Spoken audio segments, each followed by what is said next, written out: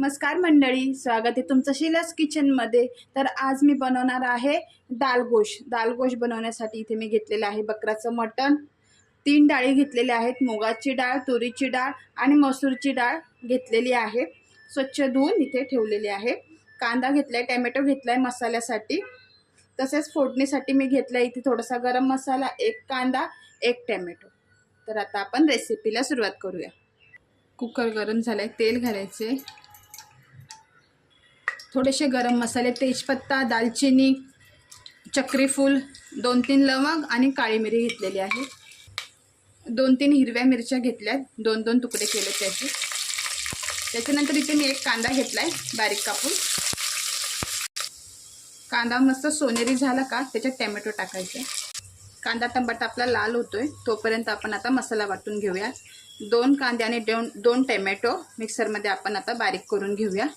1 चम्मच जिरे घालायचे त्याच्यात। आता याची मस्त बारीक आपण पेस्ट करून घेऊया।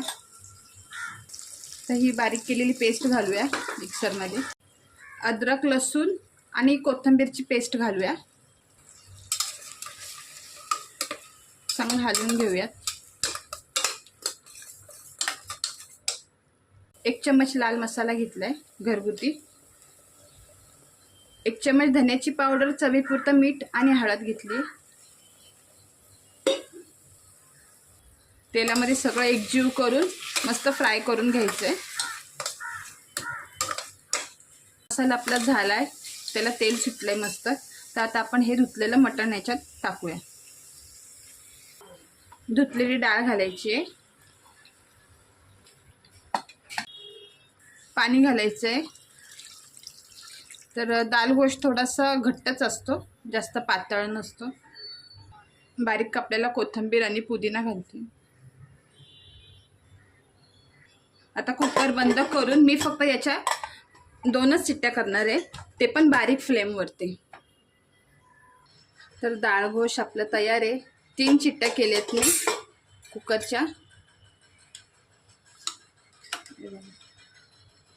खूप छान झालाय, मटण पण छान शिजलंय।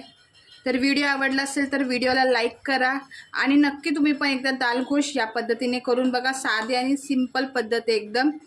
तर थँक्यू।